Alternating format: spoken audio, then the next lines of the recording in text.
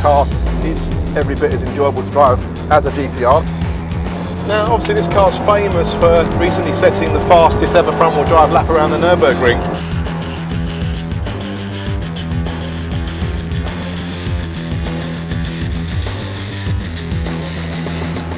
With snazzy looks, four-wheel drive and just shy of 300 brake horsepower, the new Golf R is the pinnacle of the massive Golf range. But is it the best hot hatch in the VW Group stable? To find out, we brought it on the new SEAT Leon Cupra 280. And it's just taken the fastest ever lap time around the Nurburgring for a front-wheel drive car. So which of this pair is going to be fastest around our test track, and which one's going to be the most fun? Well, let's find out. The most powerful production Golf ever made, the new Golf R costs £31,970 if you choose a DSG gearbox and 5-door body shelf. With 296 brake horsepower and 380 Nm of torque from its 2-litre turbocharged engine, it has four-wheel drive to put all this power on the road. Lighter and cheaper than the Golf, the SEAT Leon Cupra is only front-wheel drive, but it has similar underpinnings and the same engine. It develops 276 brake horsepower and 350 Nm of torque. And like our Golf, this car is fitted with the DSG dual clutch gearbox. Okay, so let's see how we get on with the Golf R. Now, Golf Rs have always traditionally been the most powerful Golfs, but they've never always necessarily been the most enjoyable to drive, because a lot of the time the Rs have had more power, but the GTIs have remained the more enjoyable of the two. So let's see how we get on with this one, and whether this car is every bit as enjoyable to drive as a GTR. The first thing you notice there with a bit of a slide on with cold tyres is that unlike a previous Golf Rs, you can fully disable the stability control, which on the track obviously frees the car up a little bit and gives you the freedom to enjoy it more. We've also got a car with a DSG gearbox, and with a 5-speed body shape, that means the price is just under £32,000, so it's not a cheap car. And but with just shy of 300 horsepower, on the road it's a really composed, fast, very relaxing performance car. But let's find out what it's like on the track. Now, the first impressions are it does feel very much like a front-wheel drive car. It feels very planted like the current GTI.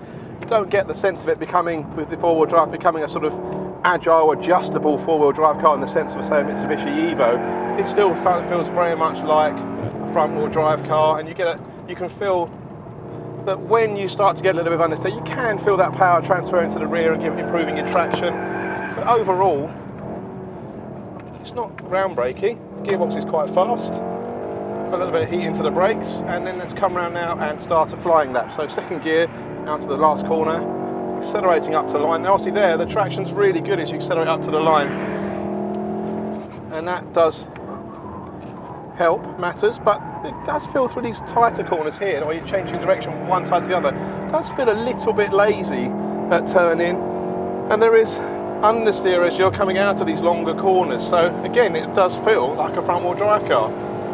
Now, just over 100 miles an hour to brake hard into the chicane. And another thing you do find in the Golf R is, again, probably not a perfectly suited track car, because it does get quite a lot of brake fade in the big braking zone, so the pedal goes a little bit soft.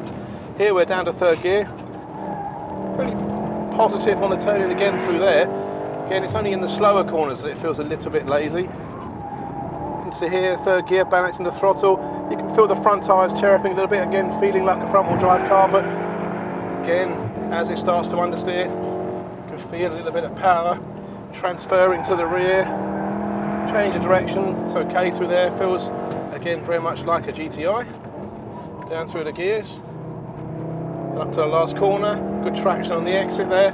One more tight corner to go, again playing to the Golf R's advantage with the traction, and accelerating out of the corner and across the line. Stable and powerful, the Golf performed well around our circuit, recording a lap time of 1 minute 14.8 seconds. But let's see how the lighter and front-wheel drive SEAT gets on.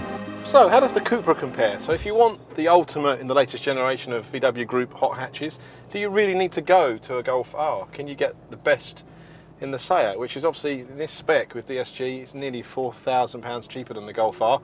Same engine, same underpinnings. Obviously it's got 20 horsepower less, 30 Nm less torque, but it does weigh 74 kilograms less than the Golf. Obviously only front wheel drive, but you do get a really clever diff. So let's find out how they compare.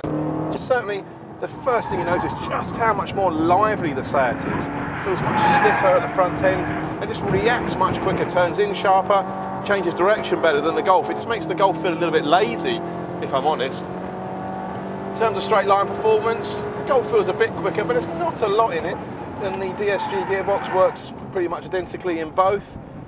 Now, obviously this car's famous for recently setting the fastest ever front-wheel drive lap around the Nurburgring, but it's worth pointing out that car had an optional performance pack that gives you Brembo brakes, gives you a Pilot Cup Sport semi-slick tyre and unique lighter wheels. So, and you can't get that performance pack in the UK at the moment, so this isn't exactly the same spec as the car that did that amazing lap around the Nurburgring, but you can feel that the basics are there in the chassis, and you can feel why it was capable of doing that.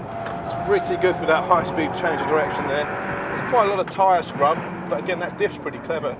So let's see if it's going to be quicker than the Golf around our test track. So come up to the last corner, start to tidy it up for the start of a flying lap, and accelerating up towards the line and starting the flying lap. So down the third gear into here, trail braking in, a lot of grip. You can start to loosen the rear a little bit with some trail braking. It's much better than the Golf to that change direction. Bit of understeer on the exit, scrubbing a bit, but again, scrubbing less than the Golf, and you can feel that diff sending power from side to side, helping traction. Speed up to the chicane here, it's pretty similar to the Golf. Now, the upgraded brakes, you can tell why the car needed those for the Nurburgring, because without them, there's quite a lot of squirm on the brakes, because the brakes get quite hot, soft pedal, and the ABS seems to struggle to cope with it. So the car seems to squirm from side to side as you get different brake forces applying to each side of the car. But the turn-in's excellent to use two fast left-handers. Same gearing as the GTI, really hangs on well, they're really stiff. Diff working well again. Up to fourth gear, cutting through these high-speed S's. Every bit as good as the Golf there. If anything, a bit better on the transition from right to left. Hard on the brakes, again, a bit of squirming, hard to get it slowed down. ABS sort of giving up the ghost a bit. Outbrake myself a little bit there. Coming up to the last corner, keeping it nice and tight, trying to get some good traction up to third gear and across the line. Sharper and more agile than the Golf, the SEAT Leon recorded a lap time of 1 minute 13.9 seconds. So which car comes out on top in our hot hatch head-to-head? Well, it's a bit expensive, but we really like the Golf R. It's a great road car. It's fast, upmarket and very composed. But on the track, the SEAT Leon Cupra may only be front-wheel drive, but it has almost as much traction, it's much more agile, and it's faster against a stopwatch. And crucially, it's nearly £4,000 cheaper. So, in this head-to-head track battle, it's the SEAT Leon Cupra that takes victory. Amazingly, the Golf R failed to beat the lap time of the performance pack Golf GTI. If you want to see that car in action against the Renault Sport Megane, click here. If you'd like to see the Mercedes A45 AMG take on the BMW 135i M Sport, click here. Click the red play icon to watch our latest videos, or the Auto Express logo to subscribe to our channel.